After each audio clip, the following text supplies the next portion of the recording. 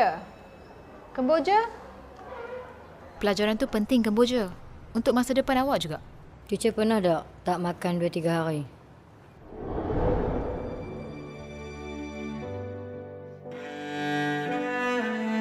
Peel banana, peel banana. Ni dia Wonder Woman my doll.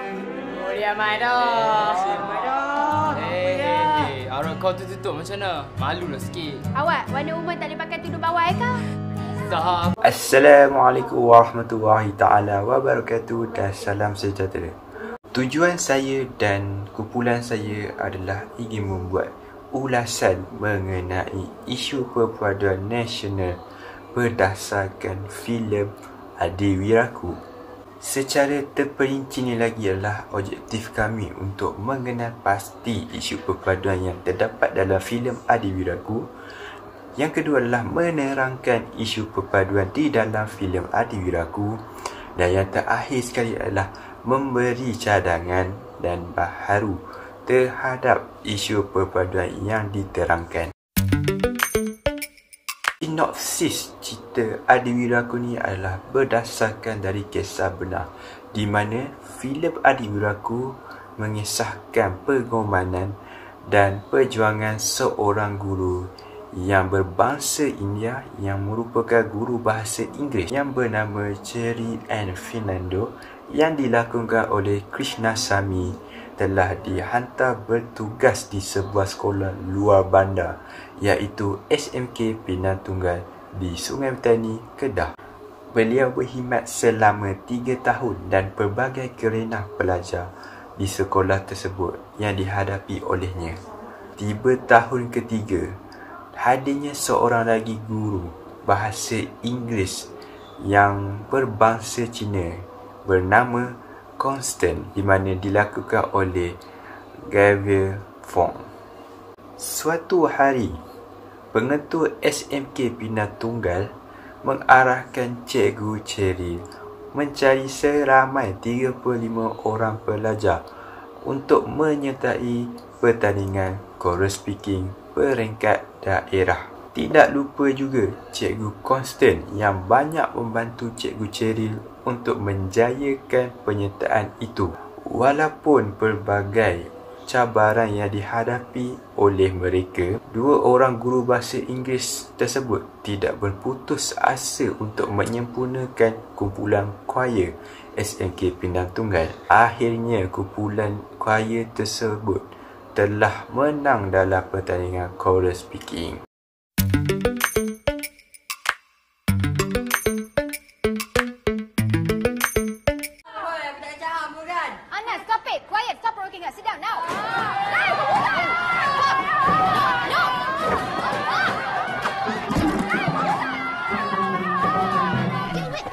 Dia akan capai apa saja benda depan dia dan lempar. Fernando? Yes. Hi. You must be Constant Wong. Yes. Wawa. A chair at someone like that? Siapa saya? Dia yang start dulu. Teacher tak nampak. Teacher je nak tuduh. Wawa, what is wrong with you, Wawa? Listen to teacher, okay? Look at me. You need some counselling. Okay? Keterangan isu daripada babak berkaitan di mana semasa dalam pertelikan antara dua pelajar, Cikgu Cherry cuba meleraikan pertelikan mereka. Namun, pertelikahan tersebut menjadi semakin teruk sehingga pelajar perempuan yang bernama Wawa membaling kerusi hingga terpelanting di luar kelas. Dan dalam masa yang sama, Cikgu Constant ada di luar kelas dan terkejut dengan kejadian itu. Cikgu Cherry cuba menghentikan sekali lagi pertelikan itu, tetapi Wawa mengkasari bahasanya kepada Cikgu Cherry. Apabila Cikgu Constant masuk ke dalam kelas, Wawa terus berlari keluar dari kelas dan Cikgu Cherry dapat menahannya dan memberi teguran kepada Wawa agar tidak mengulangi kesilapannya lagi. Cikgu Cherry juga sarankan Wawa berjumpa dengan guru kaunselor sekolah untuk mendapatkan nasihat yang selanjutnya. Kita pergi pula pada ulasan kendiri, cadangan dan idea baharu berkaitan isu yang saya ambil. Pada permulaan cerita Adiwiraku ini, kita dapat lihat bahawa Cikgu Cheryl mengambil berat terhadap pelajarnya yang berlainan kaum. Walaupun pelajar perempuannya mengkasari bahasa terhadap Cikgu Cheryl, beliau tetap sabar dan tidak berputus asa untuk memujuk anak didiknya itu. Ini menunjukkan tanggungjawab seorang guru untuk mendidik anak muridnya yang berbeza bangsa menjadi seorang yang berguna pada masa akan datang. Hal ini akan melahirkan generasi yang sihat dari segi bebas daripada isu perkauman.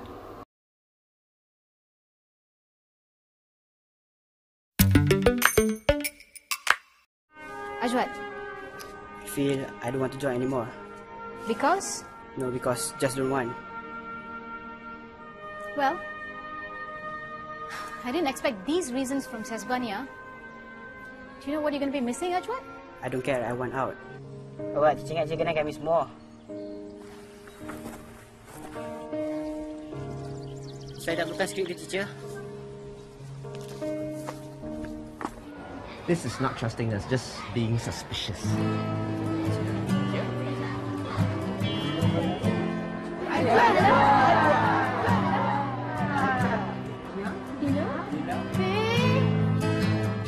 Pada awal minit, Ajok tidak hadir ke kelas chorus speaking kerana dia tidak berminat untuk bersama dalam meeting itu. Dan dia memberitahu kepada Cikgu Cheryl yang dia ingin menarik diri dalam acara itu. Namun, Cikgu Cheryl dan Cikgu Constant cuba menunjuk si Ajok itu untuk kembali dalam pasukan chorus speaking tersebut. Tetapi dia tetap dengan pilihan dia untuk tidak lagi akan bersama dalam acara itu. Pada akhir minit dalam video itu, Ajwat pertimbangkan semula pujukan gurunya dan dia menyertai semua dalam pasukan chorus speaking sekolahnya. Seterusnya, cadangan dan idea baru. Dalam cerita Adiwiraku ini menggambarkan sifat pertimbang rasa yang ada pada Ajwat yang boleh diambil selepas dipujuk rayu oleh Cikgu Cheryl dan Cikgu Constant. Ajwat mengambil keputusan untuk kumpulan chorus speaking itu atas dasar belas kasihan sebagai seorang murid. Sifat ini amatlah penting dalam setiap diri pelajar supaya mendapat mengingati jasa penat lelah sebagai seorang guru. Namun, segelintir pelajar langsung tidak mengambil rendah dan membutakan mata kerana terlalu mementingkan hak sendiri hingga mengabaikan perasaan seorang guru.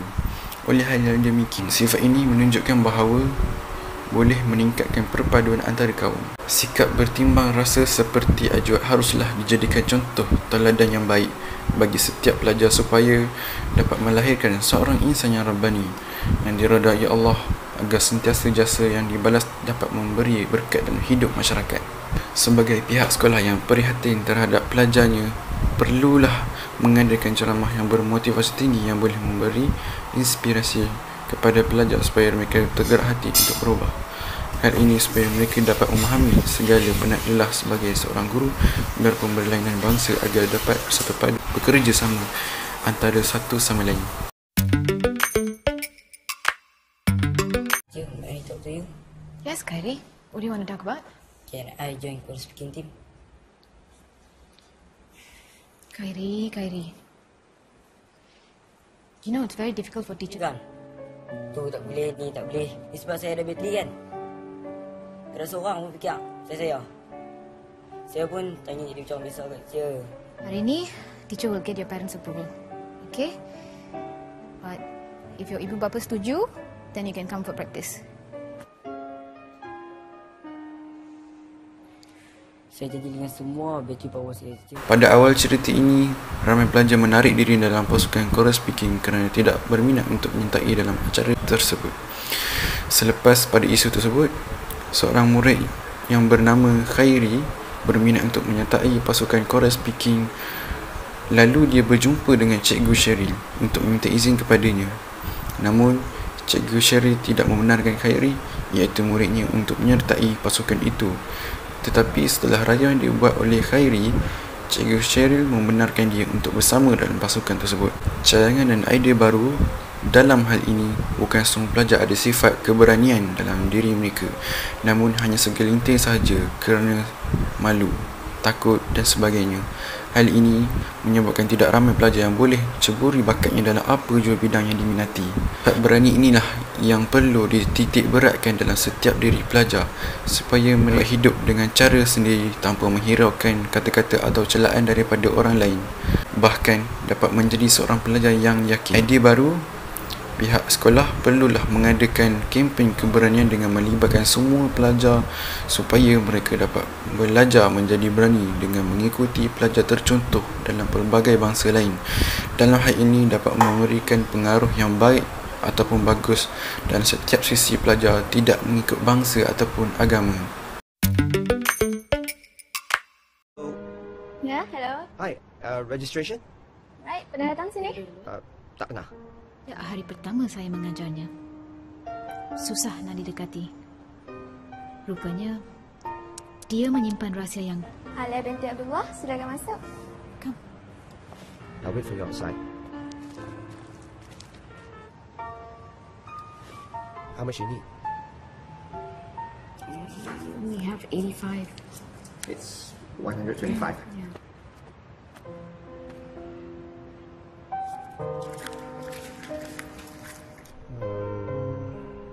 Yep.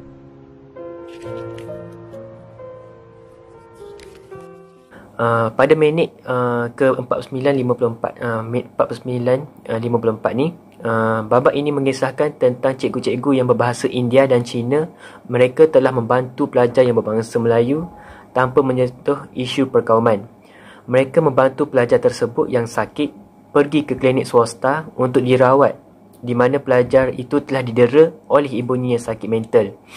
Cikgu-cikgu itu juga telah membelanjakan duit mereka sehingga poket mereka kosong semata-mata untuk membantu pelajar perempuan yang berlainan bangsa. Ulasan kendiri saya. Nilai perpaduan dalam filem ini iaitu nilai toleransi antara kaum. Apa yang kita tahu adalah masyarakat di Malaysia ada 3 kaum, iaitu Cina, Melayu dan India. Jadi mereka membantu dengan penuh tanggungjawab sebagai masyarakat yang mempunyai nilai toleransi antara kaum dan tanggungjawab seorang guru. Nilai-nilai inilah yang perlu kita diamalkan oleh masyarakat masyarakat luar sana lah. Sikap seperti inilah yang kita perlu contohi dan patut ada di kalangan masyarakat kita untuk membantu antara satu sama lain. Terutamanya orang-orang dewasa perlu mendidik anak-anak mereka supaya membantu orang lain, tidak mengira kaum ataupun bangsa. Cadangan idea saya, pihak kerajaan juga perlulah mengambil berat hal ini kerana ianya sangat penting untuk mengukuhkan perpaduan antara kaum. Contohnya membuat iklan di televisyen yang membentukkan ke arah perpaduan. Ini juga dapat mendidik rakyat-rakyat di Malaysia kerana di negara ini ada kaum yang berlainan agama dan bangsa. Okay, ready? How about Spider-Man, Spider-Man does whatever a spider can. Spins a web any size, catches thieves just like flies. Look out, here comes the Spider-Man. Alif? Alif? Alif? Alif? Awak tak okey lagi ke? Alif, that was perfect. Di dalam babak terakhir ini, seperti yang kita tahu, sekolah dalam filem ini murid-muridnya semua berbangsa Melayu dan juga guru-guru yang berbahasa India dan Cina. Mereka perlu menguruskan pertandingan choral speaking dengan bekerjasama setiap hari, tidak mengira waktu petang ataupun malam, hingga hari pertandingan tiba. Mereka telah memberi banyak komitmen sehingga ada di kalangan mereka menangis berputus asa. Akan tetapi Cikgu Cherry ini dapat menyelesaikan masalah di kalangan mereka. Pelajar-pelajar berbangsa Melayu ini telah memberi kerjasama yang bagus kepada guru-guru yang berlainan bangsa. Ulasan, nilai-nilai yang boleh kita amalkan iaitu nilai bekerjasama. Kerana nilai bekerjasama ni dapat memupuk perpaduan dalam kalangan berbilang kaum. Apabila kita bekerjasama, kita akan dapat menyelesaikan masalah bersama-sama tanpa mengira bangsa ataupun kaum. Pepatah yang berkaitan dengan nilai murni yang berkaitan dengan kerjasama ni di babak ini ialah hati gajah sama dilapah, hati kuman sama dicecah. Sikap ini juga sewajarnya diambil oleh masyarakat di Malaysia, terutamanya di sekolah yang berlainan bangsa. Mereka perlu menunjukkan sikap-sikap supaya masyarakat di luar sana dapat melihat dan dididik tentang bekerjasama antara berbilang kaum. Idea baru. Pihak sekolah perlulah mengambil inisiatif terhadap pelajar-pelajar mereka yang berlainan bangsa supaya pelajar-pelajar mereka dapat dididik dan diasuh di sekolah. Contohnya memberi tugasan secara berkumpulan untuk menyiapkan kerja sekolah yang berkaitan pelajaran. Ini dapat membentuk mereka yang berlainan bangsa dapat bekerjasama secara berkumpulan, tidak mengira bangsa ataupun kaum. Secara kesimpulannya, remaja bertanggungjawab untuk memainkan peranan penting ke arah pemumpukan semangat perpaduan dalam kalangan masyarakat, khususnya generasi muda. Pihak ibu bapa hendaklah mengambil berat dan menerapkan nilai-nilai yang dinyatakan tadi, kerana amalan seperti inilah dapat mewujudkan perpaduan dan dapat dicontohi oleh generasi akan datang. Lupa juga, masyarakat perlulah bersinergi umpama au dengan tebing untuk merealisasikan wawasan dan gagasan besar negara. Kita tidak mahu generasi muda hari ini mengabaikan peranan mereka untuk memupuk perpaduan dan menghancurkan negara yang bakal diwarisi kelak nanti. Kami berharap agar kesungguhan remaja dalam memupuk semangat perpaduan dapat mewujudkan negara yang bersatu padu, aman, maju dan berdaya saing. Hal ini tidak mustahil untuk dilakukan kerana di mana ada kemauan, di situ ada jalan. Sekian.